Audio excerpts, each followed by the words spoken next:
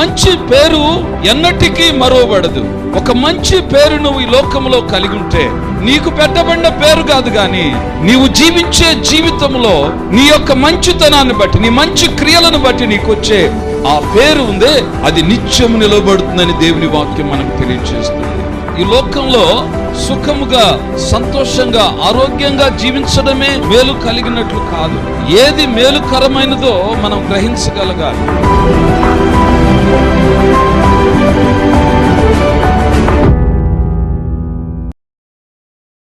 దేవుని సంఘమా, దేవుని బిడ్డలారా, ఈ దినము ఒక ప్రత్యేకమైన సందేశాన్ని నేను మీ మధ్యకు తీసుకొని వచ్చాను. ఈ భూమి మీద ఉన్న ఏ మనుషుడైనా కానీ తాను జీవించే జీవితం ఎలా ఉండాలని కోరుకుంటాడంటే మేలుకరంగా, సంతోషకరంగా, ఆనందంగా ఉండాలి అనేది మానవుని యొక్క ఆశ. తన కలలో కూడా ఒక మంచి జీవితాన్ని జీవించడం కొరకే, గొప్ప ఆశీర్వాదకరంగా ఉండాలి అన్న దాని కొరకే మనిషి జీవిస్తూ ఉంటాడు. తన ఆలోచనలలో మేలుకరంగా జీవించాలన్నదే. మేలుకరంగా ఉండాలంటే ఎప్పుడు సంతోషంగా ఉండాలి, ఎప్పుడు ఆనందించాలి, ఎటువంటి శ్రమలు రాకూడదు, ఎటువంటి పరిస్థితులు రాకూడదు, ఎటువంటి శోధనలు రాకూడదు, మేము ఎటువంటి కష్టాలు పడకూడదు, దుఃఖం అనేది మా జీవితాల్లో ఉండకూడదు. మేము ఎప్పుడు ఆనందిస్తూ ఉండాలి, ఎప్పుడు సంతోషిస్తూ ఉండాలి, క్షేమంగా ఉండాలి అని మనము ఎప్పుడు కోరుకుంటూ ఉంటాం. ఈ భూమి మీద ఎవరైనా కానీ అలాగే కోరుకుంటూ ఉంటారు, దాని కొరకే ప్రయాసపడుతూ ఉంటారు. దేవుని వాక్యములో మనం గమనించినప్పుడు ఇర్మీయా గ్రంథం 6వ అధ్యాయం 16వ వచనంలో యెహోవా ఇలాగు సెలవిచ్చుచున్నాడు, మార్గములలో నిలిచి చూడుడి, పురాతన మార్గముల గూర్చి విచారించుడి, మేలు కలుగు మార్గమేదని అడిగి అందులో నడుచుకొనుడి, అప్పుడు మీకు నెమ్మది కలుగును. చూడండి, ఇదిగో మీ యొక్క మార్గములో ఒకసారి నిలవబడి ఆలోచన చేయండి, దాని గురించి అడిగి తెలుసుకోండి. మేలు కలుగు మార్గమేదో ఆ మార్గములో మనము జీవించడానికి వాటిని గురించి అడిగి తెలుసుకోవాల్సిన వారముగా ఉంటూ ఉన్నాం. ప్రియ దేవుని బిడ్డలారా, ఈ లోకంలో సుఖముగా, సంతోషంగా, ఆరోగ్యంగా జీవించడమే మేలు కలిగినట్లు కాదు. మన జీవితాలలో ఏది మేలుకరమైనదో మనం గ్రహించగలగాలి.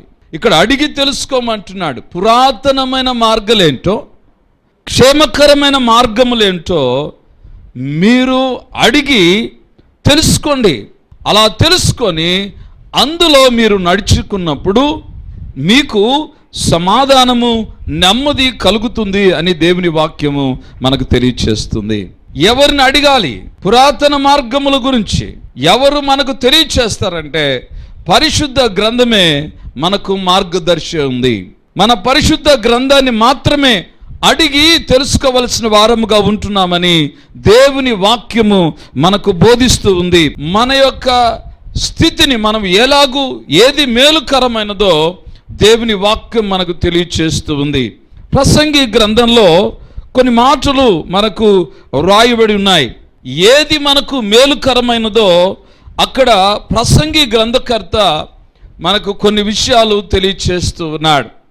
ఈ ప్రసంగి గ్రంథము సొలొమోను మహారాజు రచించినటువంటి గ్రంథము.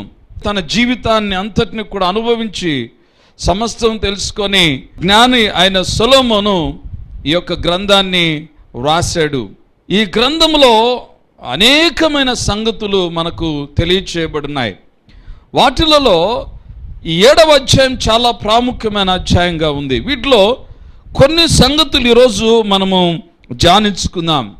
7వ అధ్యాయం 1వ వచనంలో రాయబడిన మాట ఏంటంటే, సుగంధ తైలము కంటే మంచి పేరు మేలు అనే మాట రాయబడింది. జాగ్రత్తగా గమనించండి. ఈ లోకంలో గొప్పగా, ఉన్నతంగా ఆలోచన చేస్తారు. ఈ లోకంలో మంచి పేరు ప్రఖ్యాతులు కలిగిన వాడిని. ఈ సుగంధ ద్రవ్యముల యొక్క సువాసన కొంతకాలమే ఉంటుంది, కానీ మంచి పేరు ఎన్నటికీ మరువబడదు. ప్రియ దేవుని బిడ్డలారా, నా మాట జాగ్రత్తగా వినండి. ఒక మంచి పేరు నువ్వు ఈ లోకంలో కలిగి ఉంటే, నీకు పెట్టబడిన పేరు కాదు కానీ నీవు జీవించే జీవితంలో నీ యొక్క మంచితనాన్ని బట్టి, నీ మంచి క్రియలను బట్టి నీకు వచ్చే ఆ పేరు ఉందే, అది నిత్యము నిలబడుతుందని దేవుని వాక్యం మనకు తెలియచేస్తుంది. ఈ లోకంలో నువ్వు గొప్పవాడివి కావచ్చు, జ్ఞానివి కావచ్చు, భక్తిపరుడవు కావచ్చు, కానీ నీ జీవితంలో నువ్వు కోరుకోవాల్సింది ఏంటంటే ఈ లోకములో గొప్పతనము కాదు, కానీ దేవుని సన్నిధిలో నీవు మంచివాడుగా. అందుకనే సామెతల గ్రంథము 22వ అధ్యాయము 1వ వచనంలో కూడా ఒక చక్కని మాట రాయబడింది. గొప్ప ఐశ్వర్యము కంటే మంచి పేరును, వెండి బంగారముల కంటే దయయు కోరదగినవి. గొప్ప ఐశ్వర్యము కంటే, గొప్ప ఐశ్వర్యవంతులుగా ఉండడం కంటే మంచి పేరు మేలు. మనము దేవుని సన్నిధిలో నీవు ఎలాగున్నావో, దేవుని సన్నిధిలో దేవునికి మహిమకరంగా నీవు ఎలాగున్నావో దాన్ని బట్టి నీ జీవితం ఆధారపడి ఉంది అనే మాటను దేవుని వాక్యం మనకు బోధిస్తుంది. మీరు పరిశుద్ధ గ్రంథములో చూసినప్పుడు ఎంతో మంది వారి ఈ లోకములో దేవునికి మహిమకరంగా జీవించిన వారు, వారి ఈ లోకములో దేవుని సన్నిధిలో నమ్మకమైన వారుగా ఉండి వారి జీవితాలలో నేటికి భూమి ఉన్నంత వరకు వారి పేర్లు ఎప్పుడు కూడా తుడిచిపెట్టబడవు అనే విషయాన్ని దేవుని వాక్యం మనకు తెలియచేస్తూ ఉంది. నీవు నేను ఎలాగా ఉన్నామో ఒకసారి పరీక్షించుకోవాలి. ఏది మేలు అంటే సుగంధ ద్రవ్యము కంటే, ఈ లోకంలో నిన్ను పొగిడే వారి కంటే దేవుని ఎదుట నీవు ఎలాగున్నావో నిన్ను నువ్వు పరీక్షించుకున్నప్పుడు అది నీకు మేలు అనే విషయాన్ని దేవుని వాక్యం మనకు బోధిస్తూ ఉంది. లూకా సువార్త 10వ అధ్యాయము 20వ వచనం ఒకసారి గమనించినప్పుడు, అయినను దయ్యములు మీకు లోబడుచున్నవని సంతోషింపక మీ పేరు పరలోకమందు వ్రాయబడి ఉన్నదని సంతోషించుడని వారితో అక్కడ ఉన్నటువంటి శిష్యులు వెళ్ళి వారు చేసిన అద్భుతాల గురించి యేసుప్రభు వారి దగ్గర చెప్పారు. అక్కడ ప్రభు వారు చెప్పిన మాట ఏంటంటే, మీరు ఇక్కడ దెయ్యములు మాకు లోబడుతున్నాయని, మేము అద్భుత కార్యాలు ఆశ్చర్య కార్యాలు చేస్తున్నామని మీరు అనుకుంటున్నారు, కానీ వాటికంటే ముందుగా మీ పేర్లు పరలోకమందు వ్రాయబడి ఉన్నవని మీరు సంతోషించండి అని అంటాడు. ప్రియమైనటువంటి దేవుని బిడ్డారా, మన పేర్లు పరలోకమందు వ్రాయబడేటట్లుగా ఈ లోకంలో మనం జీవించే వారముగా ఉండాలి. చాలా మంది జీవితాలలో వారి జీవితాలు వారికే అసహ్యతను కలిగించేటట్లు ఈ లోకంలో జీవిస్తూ ఉంటారు. దేవునికి మహిమకరంగా జీవించవలసిన వారు, దేవునికి ఇష్టలుగా జీవించవలసిన వారు దేవునికి దూరముగా జీవించడానికి ఈ లోకంలో వారు ప్రవర్తిస్తూ ఉంటారు. కనుకనే ప్రియమైన దేవుని బిడ్డలారా, మన పితరులు ఎలాగున్నారంట, హెబ్రీ పత్రిక 11వ అధ్యాయంలో కూడా ఒక మాట అపోస్తలుడైన పౌలు రాస్తాడు. మొదట విశ్వాసము అన్నది నిరీక్షింపబడు వాటి యొక్క నిజ స్వరూపును అదృశ్యమైన ఉన్నటకు రుజునై ఉన్నది, దీన్ని బట్టి పెద్దలు సాక్ష్యము పొందిరి. దేన్ని బట్టి సాక్ష్యం పొందారు మన పెద్దలు? దేన్ని బట్టి వారి పేర్లు మరువబడకుండా ఈరోజు మనమందరం కూడా దాన్ని ధ్యానించుకుంటున్నాము అని అంటే, వారి యొక్క మంచి పేర్లు, వారు చేసిన కార్యములు దేన్ని బట్టి చేశారంటే విశ్వాసమును బట్టి చేశారు. వాళ్ళు విశ్వాసమును బట్టి ప్రభువును కలిగి ప్రభువుతో ఉండి వారు చేసినటువంటి కార్యాలు దేవుని కొరకు, దేవుని పరిచర్య కొరకు వారు చేసిన కార్యములు వారి జీవితాల్లో మంచి పేరు కలిగిన వారిగా చూడగలం. దీనిని బట్టి పెద్దలు సాక్ష్యము పొందిరి అనే మాట రాయబడింది. 39వ వచనంలో, అదే అధ్యాయం 39వ వచనంలో, విశ్వాసమును బట్టి వారు పొడి నేల మీద నడిచిరి నట్లుగా ఎర్ర సముద్రం బడి నడిచిపోయిరి, ఐగుప్తులో ఈలాగు చేజూచి మునిగిపోయిరి అంటాడు. వారు విశ్వాసమును బట్టి వారికి ఉన్నటువంటి సమస్యలను దూరం చేసుకున్నారు. వారి విశ్వాసమును బట్టి వారి ముందున్నటువంటి అతి భయంకరమైనటువంటి అసాధ్యం అనుకున్నటువంటి వాటిని కూడా సాధ్యపరుచుకున్నారు. విశ్వాసం బట్టి వారు పొడి నేలను నడిచారు. ఆ విశ్వాసము అనేది మన జీవితంలో, ఆ విశ్వాసము కలిగి ప్రభు సన్నిధిలో మనం ముందుకు కొనసాగినప్పుడు మన జీవితాలలో మరి మంచి పేరు కలిగిన వారముగా ఉంటామని దేవుని వాక్యము మనకు బోధిస్తూ ఉంది. ప్రేమైనటువంటి దేవుని బిడ్డలారా, ఏది మేలు? ఈ లోకంలో మరి నిన్ను గొప్పవారు అనుకోవడం, లేకపోతే నిన్ను ఘనపరచడం, లేకపోతే నిన్ను పొగడడం కంటే దేవుని ఎదుట మనం ఎలాగున్నామో మనం పరీక్షించుకోగలగాలి. నేను దేవుని ఎదుట నిలవబడినప్పుడు బలా నమ్మకమైన మంచి దాసుడా, మంచి దాసురాలా, దేవుని చేత మెప్పు పొందే ఆ మంచి పేరు నేను పొందగలనా? ఒకసారి పరీక్షించుకోవాలి. నిన్ను నీవు పరీక్షించుకో. నిన్ను నీవు దేవుని సందులో నేను ఎలాగున్నాను అని పరీక్షించుకో. ఏ విషయంలో నేను దేవుని సందులో మంచి పేరు కలిగిన వాడిగా ఉంటాను? ఈ లోకంలో నీవు మంచి చేసినంత వరకే నిన్ను అందరూ గొప్పవారు అంటారు. నువ్వెప్పుడైతే చేయకుండా మానుకున్నా, లేకపోతే నీ గురించి ఎవరో కొద్దిగా అబద్ధం చెప్పినా ఈ లోకం నిన్ను దూషిస్తుంది, ఏ మంచి లేదని నిన్ను అగౌరవపరుస్తుంది. నా మాటలు మీరు జాగ్రత్తగా వినాలి. నీవు దేవుని ఎదుట నమ్మకంగా విశ్వాస జీవితం జీవించినప్పుడు ఆయన ఎదుట నేను నమ్మకంగా ఉన్నాను. ఈ లోకం ఏమనుకున్నా పర్లేదు, నేను దేవుని ఎదుట నమ్మకంగా ఉన్నాను. ప్రియమైన దేవుని బిడ్డలారా, అది మేలు. ఈ లోకములో మనం పొగడ్తలు మేలు కాదు. ఇక్కడ రాస్తున్నాడు, సుగంధ తైలము కంటే మంచి పేరు మేలు అంటున్నాడు. అందుకనే ఇదిగో ఈ మార్గములో మీరు నిలవబెడున్నారు, ఏది మేలుకరమైనదో మీరు గ్రహించి ఆ మార్గములో మీరు నడవండి అని దేవుని వాక్యము మనకు బోధిస్తూ ఉంది.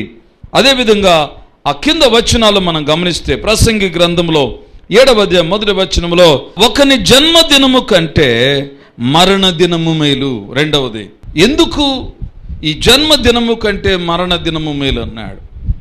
మనము పుట్టింది కొంతమందికే తెలుసు, కానీ చనిపోయేది చాలామందికి తెలుస్తుంది. అంత మాత్రమే కాదు, మనము పుట్టినప్పుడు మన స్థితిని ఎవరు కొలత వేయరు. యేసు ప్రభు మాత్రమే ఆయన లోకములో పుట్టక ముందే 600 సంవత్సరాలకు ముందే ఆయన ఎటువంటి వాడో ఆయన గురించి చెప్పబడింది ప్రవక్తల ద్వారా. అంతేగాని ఈ లోకములో పుట్టిన వ్యక్తిని గురించి, పుట్టిన బిడ్డను గురించి ఎవరు చెప్పలేరు. కానీ చనిపోయిన తరువాత ఆ వ్యక్తి యొక్క గుణగణాలను గురించి అందరికీ తెలుసుంటుంది. కాబట్టి పుట్టిన దినము కంటే మరణ దినమే మేలు. మన జీవితాలలో ఆ యొక్క మరణ దినం అనేది, ఆ చివరి దినం అనేది చాలా ప్రాముఖ్యమైనది. ప్రతి వ్యక్తి జీవితం ఒక పుస్తకము వంటిది. ప్రారంభం తెలియకపోవచ్చు, కానీ తన యొక్క అంతం మాత్రం ఖచ్చితంగా తెలుస్తుంది. ఈ అంతము ఎలా ఉండాలని కోరుకుంటున్నాడంటే, నీ అంతము మేలుకరంగా ఉందో లేదో పరీక్షించుకోవాలి. అనగా నీ పుస్తకములో చివరి పేజీలు ఎలాగున్నాయో వాటిని పరీక్షించుకోవాలి. ఎలాగుండాలని నీవు కోరుకుంటూ ఉన్నావు. కుటుంబంలో మనం పెద్దలు ఉన్నాం, వారు ఈ లోకమును విడిచిపెట్టి వెళ్ళిపోతున్నారు. వారి రాబోయే తరాల వారికి మీరేం నేర్పించబోతున్నారు? నా మాటలు మీరు బాగా అర్థం చేసుకోవాలి. స్త్రీలు కావచ్చు, పురుషులు కావచ్చు, ఈ లోకమును మనం విడిచిపెట్టి ఏదో ఒక రోజు వెళ్ళిపోవాలి. నీ కుటుంబానికి నీవేమి నేర్పించబోతున్నావు? నీ కుటుంబము నీ గురించి ఆ చివరి పేజీలలో ఏమని చదువుకోవాలా? ఒకసారి ఆలోచించేయండి. నా కుటుంబంలో నా తండ్రి ఇలా ఉన్నాడు, నా కుటుంబంలో మా పితరులు ఇలా ఉన్నారు. ప్రియ దేవుని బిడ్డలారా, ఏం మిగిల్చిపోతున్నాం రాబోయే తరాల వారికి? నీ యొక్క అంతము, నీ మరణ దినము ఎందుకు మేలని చెబుతున్నాడంటే, నీవు జీవించే జీవితము అక్కడ కనబడాలి.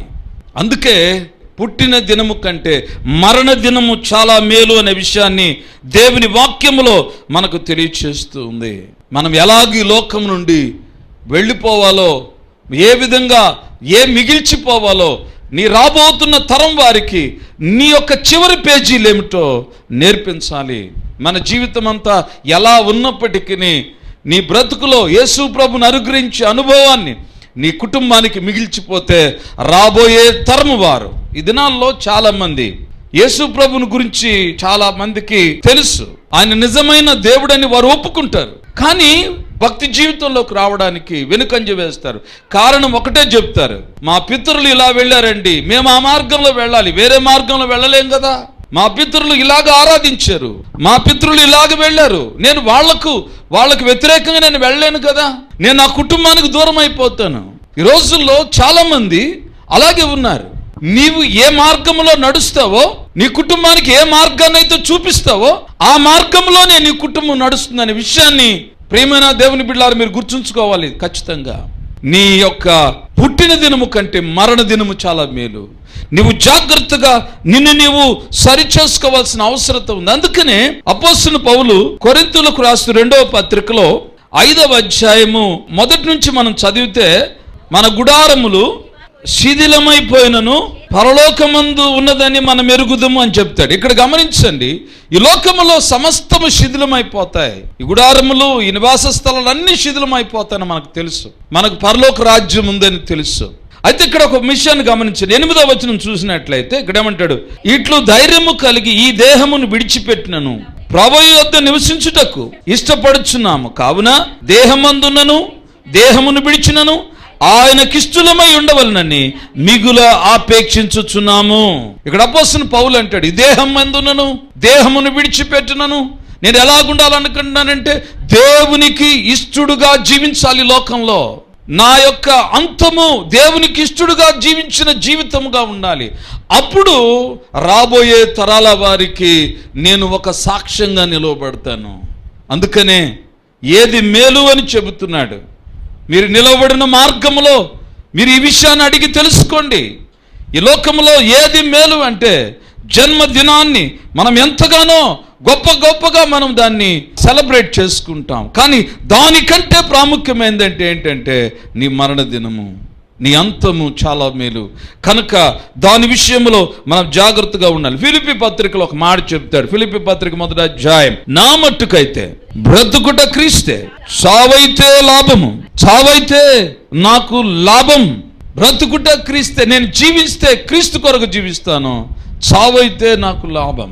కారణం ఏంటంటే ఈ శరీరములో నేను జీవించుటయే నాకున్నటువంటి పనికి ఫలసాధనమైన ఎడల నేనేమి కోరుకుందునో అది నాకు తోచలేదు.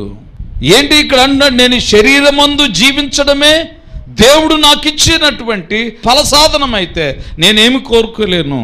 నేను ప్రభువులో జీవిస్తాను బ్రతికినంత కాలం. నేను చనిపోతే అది నాకు లాభం, ప్రభువు కొరకు చనిపోతాను. పుట్టుక కొందరికే తెలుస్తుంది, కానీ నీ మరణం గురించి అందరికీ తెలుసు.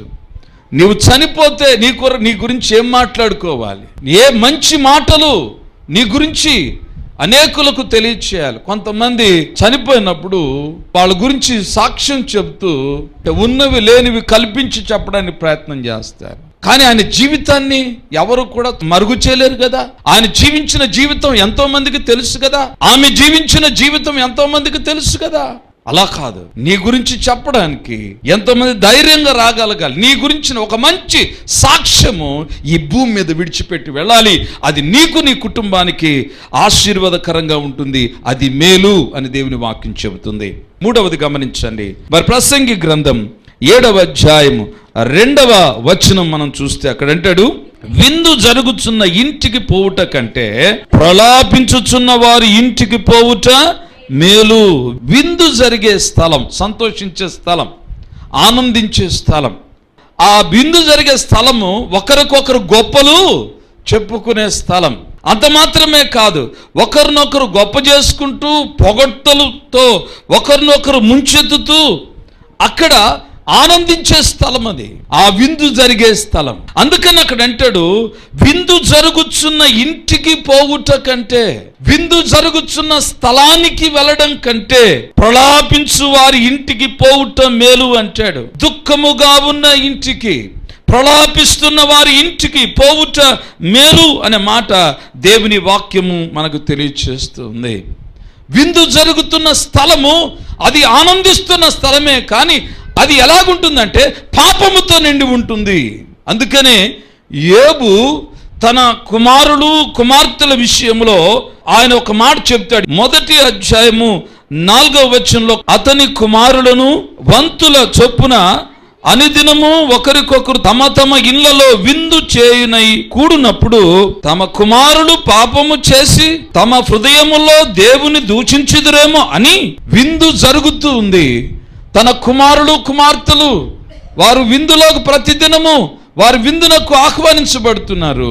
ఇక్కడ తండ్రి ఏం చేస్తున్నాడంటే, వారు విందులలో పాపము చేయుదురేమో, వారి హృదయములో పాపమున్నదేమో, వారు దేవుని ఆ విందు చేసేటప్పుడు దేవుని దూషిస్తారేమో, ఒకవేళ వాళ్ళు పాపం చేస్తారేమోనని ఆయన ఏం చేశాడంటే ప్రతి అరుణోదయమున వారిని పిలిపించి పవిత్రపరిచి దేవుని సన్నిధిలో దహన బలులు అర్పించేవాడట. ఇక్కడ ఆ విందు జరిగే స్థలము అది భయంకరమైనటువంటి స్థలం అనే విషయాన్ని ఇక్కడ తెలియచేస్తున్నారు. నీవు ఆనందించే స్థలం వెళ్ళేదానికంటే ఈరోజు చాలామంది ఎంటర్టైన్మెంట్ కోరుకుంటూ వెళ్ళిపోతుంటారు. మీరు అందుకనే సిటీస్లో చూస్తే ఎక్కడ చూసినప్పటికీ ఎంటర్టైన్మెంట్ ప్లేసెస్ ఎక్కువ. సినిమా థియేటర్లు, ఈ పబ్బులు, క్లబ్బులు భయంకరంగా ఉన్నాయి. ఎక్కడ పడితే అక్కడ ఉన్నాయి. ఏ మార్గంలో వెళ్ళినా అక్కడ ఉన్నాయి. కారణం ఏంటంటే వీటిలో మనిషి ఆనందించాలని ప్రయత్నం చేస్తూ ఉన్నాడు. ఈ ఆనందములో నీకు మేలు లేదు. అది కొంతకాలమే ఈ ఆనందము.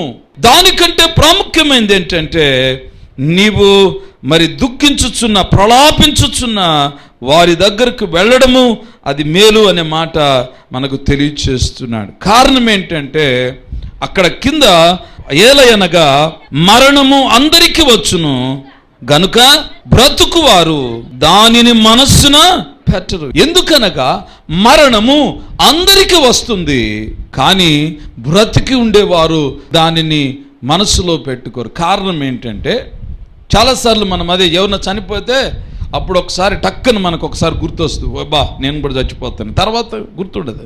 వారి మరణం చూసినప్పుడు, వాళ్ళ దుఃఖాన్ని చూసినప్పుడు ఒక్కసారి మళ్ళీ మనం పరీక్షించుకుంటాం. ఎంతసేపు అంటే అది 1 గంట సేపు, లేకపోతే ఆ బరియలు అయిపోయేంత వరకు. తర్వాత బయటకు వచ్చిన తర్వాత నాకు మరణం వస్తుందనే సంగతి మర్చిపోతాం మనం, నాకు చావుంది అనే సంగతి మర్చిపోతాం. అందుకని ఇక్కడ ఏమని రాస్తున్నాడంటే అందరికీ తెలుసు మరణం వస్తుందనే, కానీ దాన్ని మానవుడు మనసున పెట్టడు. కాబట్టి ప్రలాపించు ఇంటికి నువ్వు వెళ్ళినప్పుడు అక్కడ నిన్ను నువ్వు పరీక్షించుకునే అవకాశం ఉంటుంది. ఆ ప్రలాపించే ఇంటిలో నిన్ను నువ్వు పరీక్షించుకునే అవకాశం ఉంటుంది. అయ్యో నేను కూడా ఒక దినమున ఇలా చనిపోవాలి, నేను కూడా ఈ లోకమును విడిచిపెట్టాలి, నేను కూడా ఈ బ్రతుకును విడిచిపెట్టాలి. ఎంత సుఖ జీవితము, ఎంత గొప్ప జీవితము జీవించినా ఒకరోజు ఈ శరీరము కుళ్ళిపోవలసిందే, ఈ శరీరం మట్టి పావలు కావలసిందే. ప్రియా దేవుని బిడ్డలారా గమనించండి, ఇక్కడేమని రాస్తున్నాడంటే ఆ మరణమును దాని మనస్సును పెట్టము కనుక ఆ మరణము దగ్గర, ఆ ప్రలాపించు దగ్గరకు నువ్వు వెళ్ళినప్పుడు నిన్ను నీవు పరీక్షించుకోవడానికి, నీలో ఉన్నటువంటి ఆ యొక్క స్థితిని గుర్తెరగడానికి వీలవుతుంది. కనుక విందు జరుగు ఇంటికి వెళ్ళడం కంటే ప్రలాపించే ఇంటికి వెళ్ళడము మేలు. అందుకనే చెబుతున్నాడు, ఇదిగో ఏది మేలు కరమని నువ్వు అనుకుంటున్నావు, ప్రేమనదే ఆ మార్గమున నిలవబడి విచారించి తెలుసుకోండి. ఏ మార్గంలో నీకు మేలో తెలుసుకోండి అంటే, ఒకవేళ ఈ లోకాన్ని అడిగితే ఏమంటుందంటే, ఓ ఆడ ఆనందం ఉంది, సంతోషం ఉంది, అక్కడ మంచి విందులు వినోదాలు ఉన్నాయి, అక్కడికి వెళ్దాం, ఇక్కడ అంతా ఏడుపు, ఇక్కడికి ఎందుకు పదండ్రా అంటారు. లోకం అది అలాగే చెబుతుంది. ఇక్కడ దుఃఖం కావాలని కోరుకుంటావా నీవు? లేకపోతే వాళ్ళు ఏడుపులు పెడబొబ్బల దగ్గరికి వెళ్తావా? ఆ మరణించిన వారి దగ్గరికి వెళ్తావా? అక్కడ ఏమీ లేదు. ఇక్కడ చూడు, ఓ మంచి భోజనం ఉంది, తృప్తికరమైన ఆహారం ఉంది, విందులు ఉన్నాయి, వినోదాలు ఉన్నాయి. ఏది కావాలో నీకు అంటే నువ్వు బైబిల్ని అడిగితే ఒకటే మాట చెబుతుంది, ఆయన మార్గమును తెలుసుకుంటేనే ఒకటే మార్గం చెబుతుంది. నీకు ఆ విందులో వినోదాలు కాదు, అవి క్షణికం మాత్రమే. అయితే నిన్ను నీవు పరీక్షించుకునే స్థలం అవసరం. కాబట్టి ప్రలాపించే వారి ఇల్లు, లేకుంటే అక్కడికి వెళ్ళడం నీకు మేలు అని తెలియచేస్తుంది. ప్రేమైనటువంటి దేవుని బిడ్డలారా, నీకు ఏది కావాలి, ఏం కావాలి ఒక్కసారి పరీక్షించుకో. ప్రియా యవన బిడ్డలారా, ప్రియా దేవుని బిడ్డలారా, ఈ లోకంలో మనిషి తాను ఈ లోకంలో జీవించడం కొరకు ఆనందించాలి, మేలుకరంగా ఉండాలి అని అనుకోని పాపంలో పడిపోతూ, పాప జీవితంలో పడిపోతూ అదే ఆనందం అనుకొని తమ జీవితాన్ని పాడు చేసుకుంటూ, ఆఖరికి తమ జీవితాలు దుర్భరం చేసుకుంటూ నాశనం వైపు నడుస్తూ ఉన్నారు. నువ్వు ఒకసారి ఆగి తెలుసుకో. దేవుని సన్నిధికి ఆయన నీకే మార్గం మేలుకరమైందో ఆయన నీకు తెలియచేస్తాడని దేవుని వాక్యం తెలియచేస్తుంది.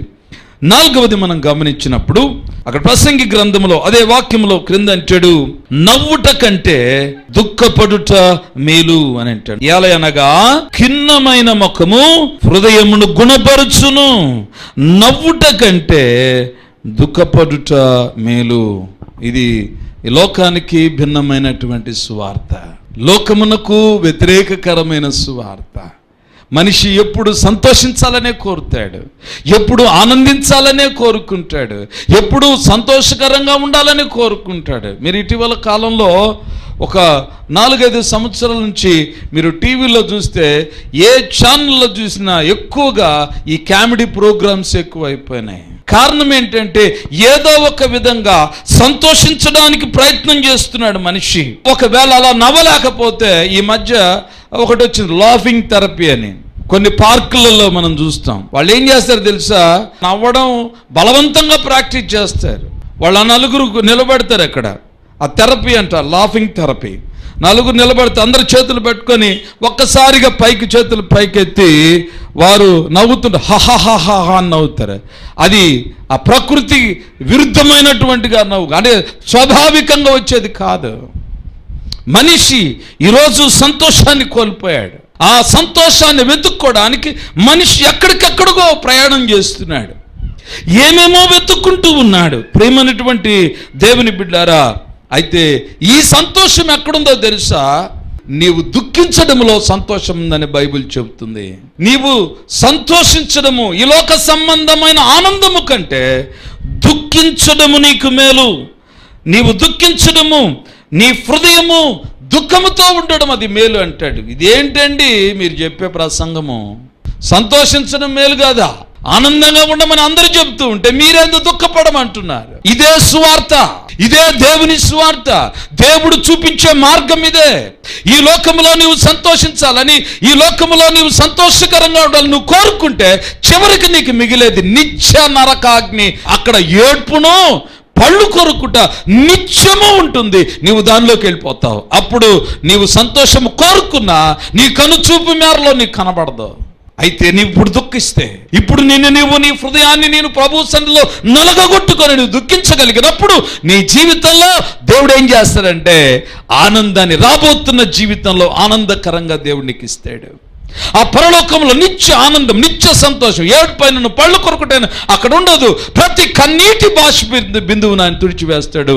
ఆయన సన్నిధిలో సమాధానాన్ని నీవు కలిగి ఉంటావు. అందుకని అక్కడ చెప్పబడిన మాట, ఇర్మియా 6:16 చెప్పబడిన మాట, అక్కడ అప్పుడు నీకు సమాధానము కలుగును అనే మాట రాయబడింది. ఏది మంచి మార్గమో నువ్వు తెలుసుకొని ఆ మార్గంలో నువ్వు వెళ్ళగలిగినప్పుడు నీ బ్రతుకులో సమాధానాన్ని దేవుడు అనుగ్రహిస్తాడని దేవుని వాక్యం తెలియజేస్తుంది. కీర్తనల గ్రంథం 119వ అధ్యాయము 67వ వచనం చదువుకుందాం. శ్రమ కలగక మునుపు నేను నీ త్రోవలను విడిచితిని, ఇప్పుడు నీ వాక్యమును అనుసరించి నడుచుకొనుచున్నాను. శ్రమ కలగక ముందు నేను త్రోవలను విడిచాను. జాగ్రత్తగా వినండి. నేను శ్రమ కలుగక ముందు, నేను అన్ని సమృద్ధిగా ఉన్నప్పుడు నేను ఎలా చేశాను? నేను నీ త్రోవలను మర్చిపోయా. అన్నీ ఉంటే దేవుని సంధికి రాడు. అన్నీ ఉంటే, సమృద్ధిగా ఉంటే రారు. ఏదో సాకులు చెప్తారు, రకరకాలైన సాకులు దొరుకుతాయి మనకి. దేవుని మందిరానికి రావడానికి, దేవుని వాక్యం వినడానికి రకరకాలైన సాకులు చెప్పడానికి ప్రయత్నం చేస్తాం. ప్రియమైన దేవుని బిడ్డలారా గమనించండి. కానీ ఎప్పుడైతే నీకు శ్రమ కలుగుతుందో, ఇప్పుడు నీ వాక్యమును అనుసరించి నేను నడుచుకుంటూ ఉన్నాను. ఇప్పుడు ఆ శ్రమలు నాకు కలిగినప్పుడు నేను నీ సన్నిధికి వచ్చాను అనే మాట తెలియచేస్తున్నాడు. 71వ వచనం చదివితే అక్కడ ఒక మాట ఉంది కింద, నీ కట్టలు నేర్చుకున్నట్లు శ్రమ నుండి ఉండుట నాకు మేలాయను. నాకు శ్రమ కలగడం నాకు మేలు, శ్రమ నుండి ఉండటము నాకు మేలు. ఆ మేలును నేను పొందుకుతున్నాను అంటాడు. 2వ కొరింథీ పత్రిక 7వ అధ్యాయం 9-10 వచనాలు. మీరు దుఃఖపడుతురని దైవ చిత్తానుసారమైనటువంటి దుఃఖము అది రక్షణార్థమైన మారు మనస్సు. నీ దుఃఖము నీ జీవితంలో మారు మనస్సు కలుగు చేస్తుంది. నీ దుఃఖము, నీ విరువబడిన హృదయము దేవుని ఎదుట నిన్ను నిర్దోషిగా నిలవబెడుతుంది. అపోస్తలుడైన పౌలు వారికి రాస్తూ ఏమంటున్నాడంటే, ఈ లోక సంబంధమైన దుఃఖము అది మరణమును కలుగు చేస్తుంది. చాలా మంది దుఃఖాన్ని నటిస్తూ ఉన్నారు, అది మరణము. జాగ్రత్త. దైవ చిత్తానుసారమైన దుఃఖము, దేవుడు నీలో కలుగు చేసే పశ్చాత్తాపపు దుఃఖము, అది ఏం కలుగు చేస్తుందంటే నీకు రక్షణ, మారు మనస్సును కలుగు చేస్తుందని దేవుని వాక్యం మనకు తెలియచేస్తుంది. యాకోబు పత్రికలో 4వ అధ్యాయము 8వ వచనం మనం గమనించినప్పుడు, దేవుని యొద్దకు రండి, అప్పుడు ఆయన మీ యొద్దకు వచ్చును. పాపులారా మీ చేతులు శుభ్రము చేసుకొనుడి, ద్విమనస్కులారా మీ హృదయములను పరిశుద్ధపరచుకొనుడి, వ్యాకులపడుడి, దుఃఖపడుడి, ఏడువుడి. మీ నవ్వు దుఃఖమునకును మీ ఆనందమును చింతకును మార్చుకొనుడి.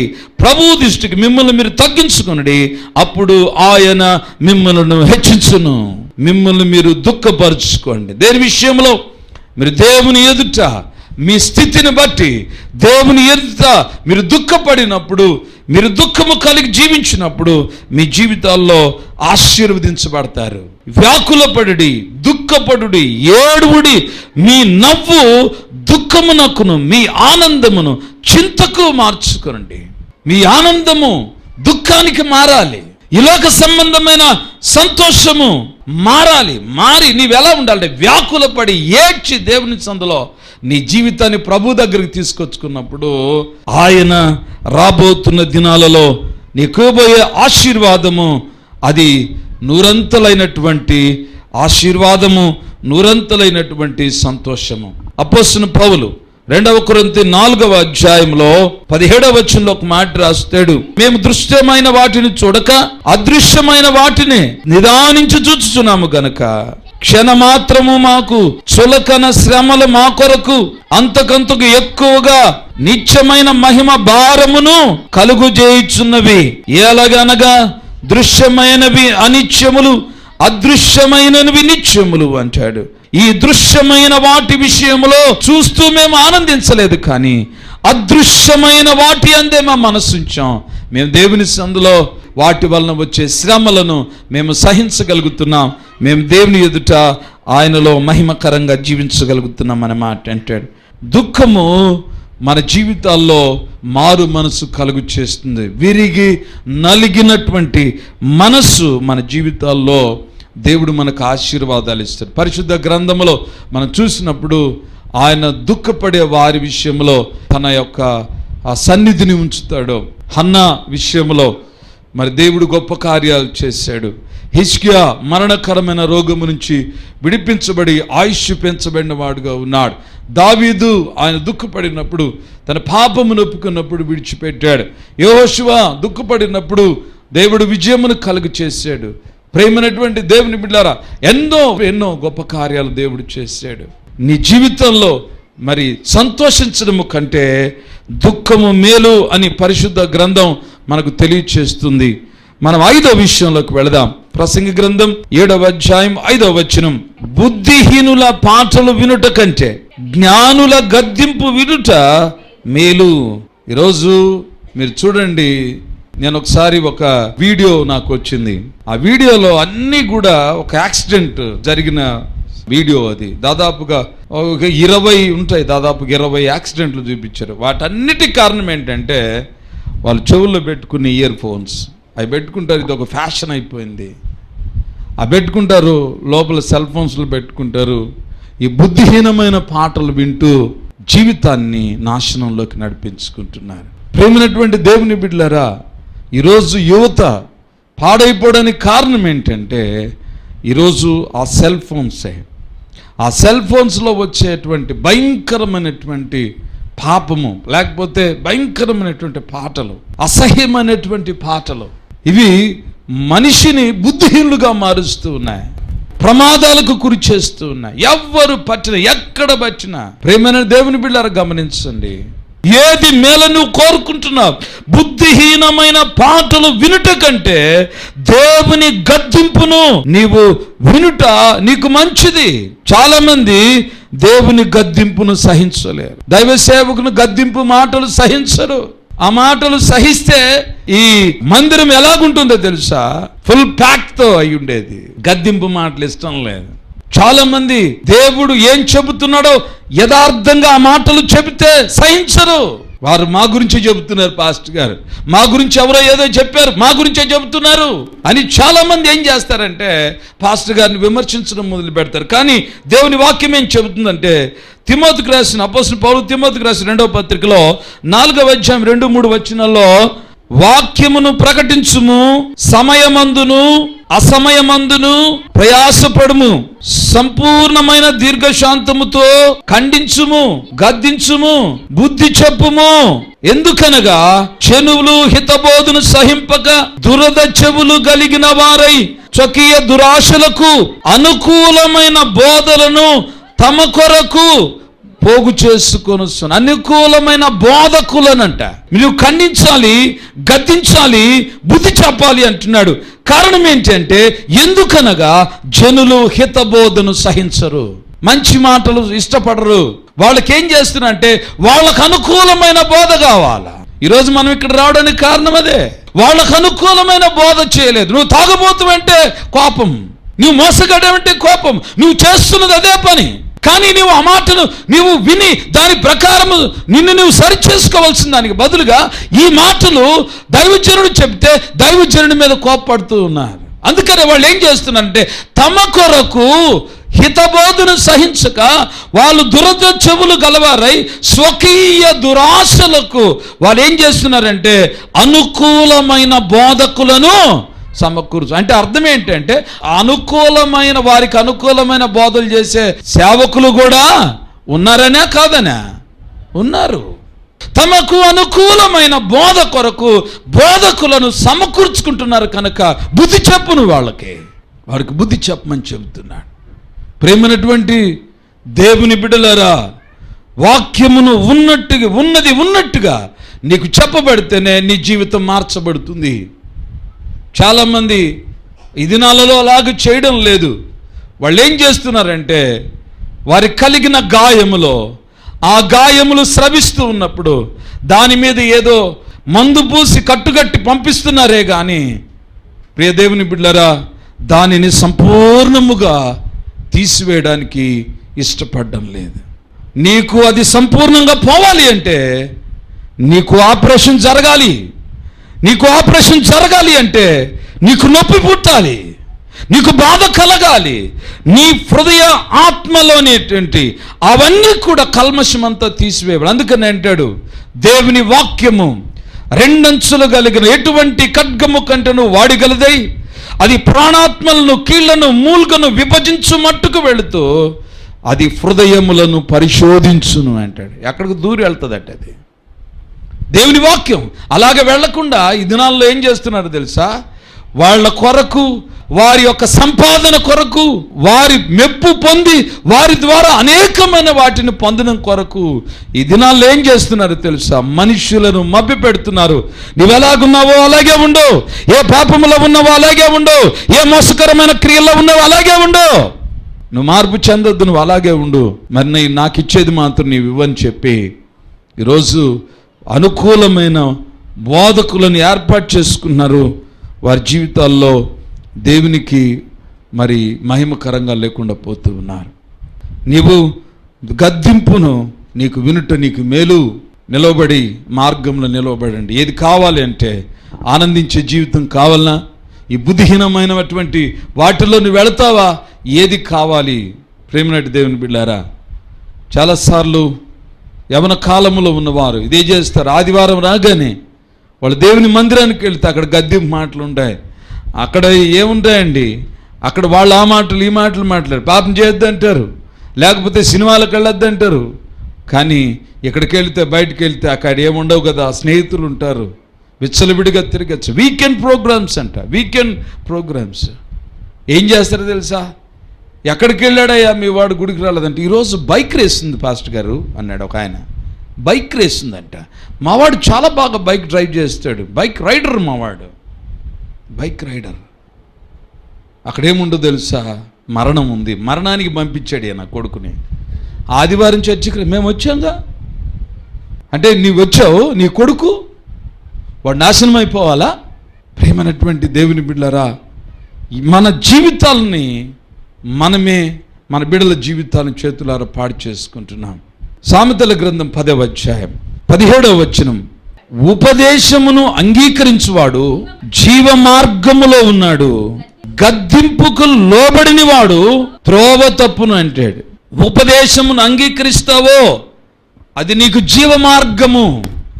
నీవు దేవుని వాక్యము విన్నప్పుడు, నీవు దేవుని సన్నిధిలో ఉన్నప్పుడు, అందుకనే ఆయన సన్నిధిలో ఒక దినము గడుపుట 1000 దినముల కంటే శ్రేష్టం. కాబట్టి ఇక్కడ నీకు శ్రేష్టత ఉంది, లోకములో నీకు మరణం ఉంది. అందుకని ఏమంటాడంటే జీవవాక్యమును నీవు అంగీకరించిన వాడు ఆ జీవ మార్గములో ఉన్నాడు, గద్దింపుకు లోబడిన వాడు త్రోవ తప్పును నాశన మార్గములోనికి వెళ్ళిపోవును. ప్రేమనటువంటి దేవుని బిడ్డారా, ఏది కావాలి నీకు? ఏది కావాలి? ఏది మేలుకరమని నువ్వు అనుకుంటున్నావు? ఏది మేలుకరము నువ్వు అడుగుతున్నావు? ఎక్కడ నిలబడి నువ్వు అడుగుతూ ఉన్నావు? మార్గములో విచారించి తెలుసుకోండి. ఏది మేలుకరమైన మార్గమో ఆ మార్గములో మీరు వెళ్ళండి అని దేవుని వాక్యం చెబుతుంది. నీవు ఆ మార్గములో వెళ్ళినప్పుడు అక్కడ నీకు సమాధానం. చివరి మాట నేను చెప్పి ముగిస్తాను.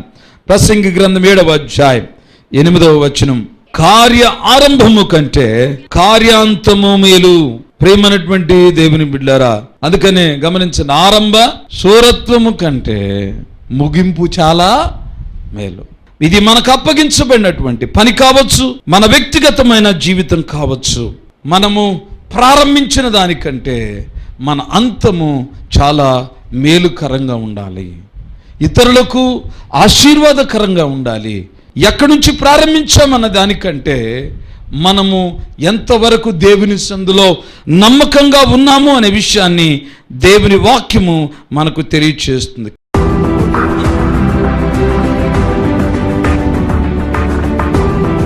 క్రీస్తునందు ప్రేమైనటువంటి వాళ్ళారా, ఈ వాక్యాన్ని విన్నారు కదా. ప్రభు మీ జీవితాల్లో మేలులు చేయాలని, మీరు అనేక రీతులుగా ఆశీర్వదించబడాలని మేము కోరుకుంటున్నాం. ఈ వాక్యాన్ని బట్టి ప్రభు మీ హృదయాల్లో, మీ జీవితాల్లో గొప్ప మేలులు చేయనుగాక. ప్రార్థన చేసుకుందాం. నేను ప్రార్థన చేస్తూ ఉండగా మీరందరూ తరలి వంచి నాతో కలిసి ఏకీభవించవలసిందిగా మనం చేస్తున్నాం. మహాగణుడా, పరిశుద్ధుడా, ఈ పాదాలకు స్తోత్రాలు. నాయనా మా ప్రభా, ఈ యొక్క కార్యక్రమాన్ని విని వాక్యమును విని ఆ ప్రకారంగా జీవించాలని తీర్మానించుకున్న ప్రతి ఒక్కరిని మీరు ఆశీర్వదించమని ప్రార్థన చేస్తున్నాం. వాక్యంలోని బలమును, శక్తిని గ్రహించి ఆ ప్రకారముగా జీవించగలగడాన్ని కృప చూపించండి తండ్రి. విత్తబడిన వాక్యం అపవాది దొంగిలించకుండా తండ్రి బిడ్డల హృదయాల్లో పదిలపరచమని ప్రార్థన చేస్తున్నాం. అది నూరంతలుగా ఫలింపచేయమని ప్రార్థన చేస్తున్నాం నాయన. ఇదిగో తండ్రి మా ప్రభా, ఏ బిడ్డలు ఏ అవసరతల్లో, అక్కర్లో, సమస్యల్లో, బలహీనతల్లో, అనేకపరమైన ఆర్థిక ఇబ్బందుల్లో ఉన్నారో మీకు తెలుసు నాయన. ప్రతి బిడ్డని మీరు దర్శించండి, నీ కృపలో బలపరచండి. ఇదనం తండ్రి మా ప్రభా, ఎవరైతే అనేకమైన పరిస్థితుల గుండా వెళుతున్నారో వారందరినీ కూడా తండ్రి మా ప్రభా మీ ఆత్మతో నింపి నడిపించమని ప్రార్థన చేస్తున్నాం. తండ్రి మా ప్రభా, ఈ సమయాన్ని మీ చేతులకు అప్పచెబుతూ ఈ వాక్యం విని ఆ ప్రకారంగా జీవించడానికి తీర్మానించుకున్న ప్రతి ఒక్కరిని ఆశీర్వదించమని మీకే స్తుతి, ఘనత, మహిమ, ప్రభావాలు ఆరోపించుకుంటూ ప్రభుని క్రీస్తు పేట వేడుకుంటున్నాము తండ్రి. ఆమేన్. తండ్రి, కుమార, పరిశుద్ధాత్మ త్రియేక దేవుని దేవుని బిడ్డలందరికీ సదాకాలముతో నడిపించును గాక. ఆమేన్. ప్రియ దేవుని బిడ్డలారా, ఈ వాక్యం మీ జీవితాలకు మేలుకరంగా ఉన్నట్లయితే ఈ వాక్యాన్ని, ఈ పరిచర్యను, ఈ కార్యక్రమాన్ని మీరు అనేకులకు పరిచయం చేయాల్సింది మనవి చేస్తున్నాను. మీ స్నేహితులకు, బంధువులకు ఈ కార్యక్రమాన్ని పరిచయం చేయండి. మనమందరం కలిసి ప్రభు పరిచయలో మరి ఆయన సువార్తను ప్రకటిద్దాం. దేవుడు మిమ్మల్ని దీవించుగాక. God bless you.